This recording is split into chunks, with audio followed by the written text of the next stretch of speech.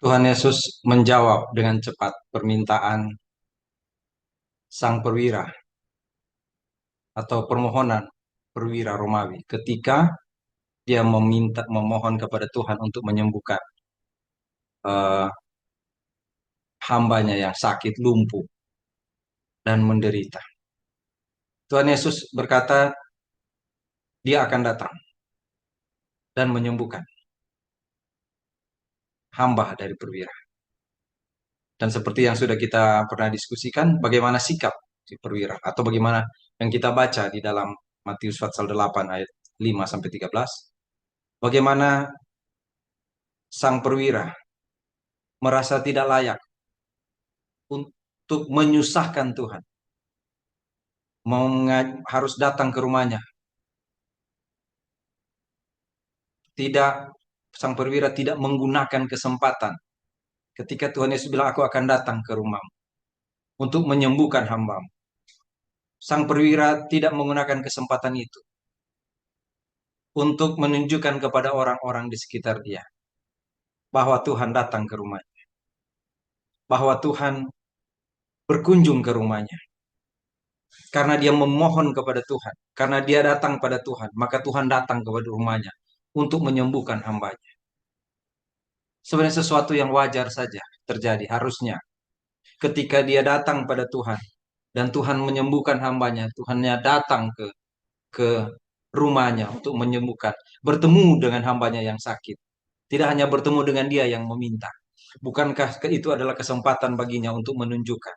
Mungkin dari hatinya seharusnya dia bilang, sekaranglah saatnya. Supaya orang-orang lihat bahwa seorang perwira seharusnya memang didatangi oleh Tuhan Yesus. Seharusnya didatangi oleh orang yang kalian puja sebagai orang yang dapat menyembuhkan segala macam penyakit. Sebagai orang yang mengajar dengan gagah. Kalian lihat sekarang, orang itu datang ke rumah saya. Perwira itu tidak menggunakan kesempatan itu. Perwira itu tidak punya pikiran picik seperti itu. Perwira itu tidak punya pikiran sombong seperti itu. Tidak. Dia tidak. Dia menolak Tuhan Yesus datang. Tidak menggunakan supaya dia dikenal sebagai orang yang pernah Tuhan Yesus datang ke rumahnya. Dan akan menunjukkan kepada orang, saya perwira. Jadi pantas bagi Tuhan Yesus untuk datang ke rumah saya. Karena saya bertemu dengan dia dan dia membalas apa yang saya lakukan. Dia datang untuk menyembuhkan. Saudara, perwira ini punya iman. Itu sebabnya dia dipuji oleh Tuhan Yesus. Karena di pikirannya jauh, jauh lebih daripada hanya bangga Tuhan Yesus datang ke rumahnya. Di pikirannya adalah jangan sampai nanti orang-orang mengira Tuhan Yesus datang ke rumahnya karena dia memohon kepada Tuhan Yesus. Dan akhirnya Tuhan Yesus harus datang ke rumahnya. Karena dia seorang perwira. Karena dia seorang yang punya sesuatu. Karena dia adalah seorang yang memiliki sesuatu, punya kuasa, dihormati di daerah itu, di Kapernaum. Dia tidak menggunakan itu. Kenapa? Karena dia menghormati Tuhan. Dia menghormati Tuhan Yesus. Dia tidak membusungkan dada untuk mengatakan kepada orang-orang, lihat, Tuhan Yesus datang ke rumah saya. Karena saya datang meminta padanya. Tuhan Yesus datang. Dia tidak. Dia tidak. Bagi dia, jangan sampai Tuhannya direndahkan. Kalau Tuhan Yesus datang ke rumah, nanti orang-orang akan berpikir, oh iya, Tuhan Yesus datang karena dia seorang perwira, seorang yang berpengaruh, seorang yang punya materi, seorang yang punya bla bla bla bla, punya segala macam, punya segala sesuatu. Oh iya, pantas Tuhan Yesus datang. Tidak, dia nggak mau Tuhan, dia tidak mau Tuhan Yesus akan dicap seperti itu. Padahal Tuhan Yesus yang menawarkan kepadanya untuk datang. Ketika dia menolak itu, Tuhan tidak marah. Tuhan tidak bilang, kenapa engkau menolak permintaan saya? Kenapa engkau tidak mau terima apa yang saya katakan? Engkau melawan saya. Tidak, Tuhan tidak berkata seperti itu. Bahkan Tuhan Yesus bangga dan bilang kepada murid-muridnya, tidak ada iman seperti ini. Tidak ada iman di anak-anak kerajaan pun. Wah, anak-anak Israel tidak ada iman seperti ini. Tidak ada yang mau Tuhan direndahkan. Karena dia sudah datang serendah-rendahnya di bawah Tuhan. Bahkan lebih rendah dari hambanya. Dia datang pada Tuhan. Dia tidak mau Tuhannya direndahkan. Sikap yang luar biasa. Sikap yang tidak mau ketika Tuhan menawarkan sesuatu akan melunjak. Akan, ini dia. Ini kesempatan.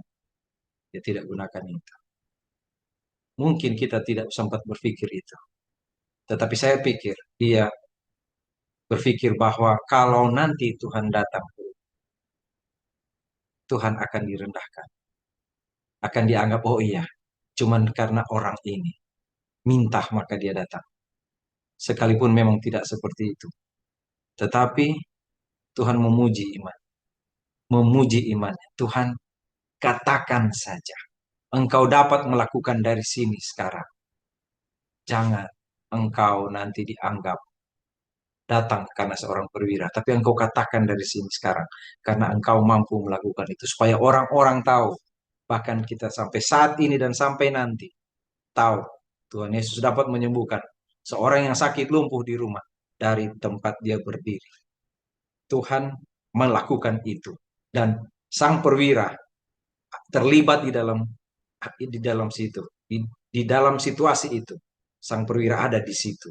Sang perwira yang meminta kepada Tuhan. Biar Tuhan saja yang akan ditunjukkan oleh orang-orang di sekitar situ. Dia memang Tuhan. Dia mampu menyembuhkan dari tempat yang jauh. Jangan sampai Tuhan nanti dianggap, oh karena ini jadi Tuhan dengar. Oh karena ini jadi Tuhan dengar. Tidak. Sang perwira itu tahu. Jadi dia bilang, katakan saja satu kata Tuhan. Tidak perlu ke rumah saya. Jangan buat saya nanti merasa seperti orang yang penting. Tidak, saya tidak orang penting sekarang. Karena saya datang meminta pada Tuhan. Saya bukan orang penting. Saya bukan siapa-siapa.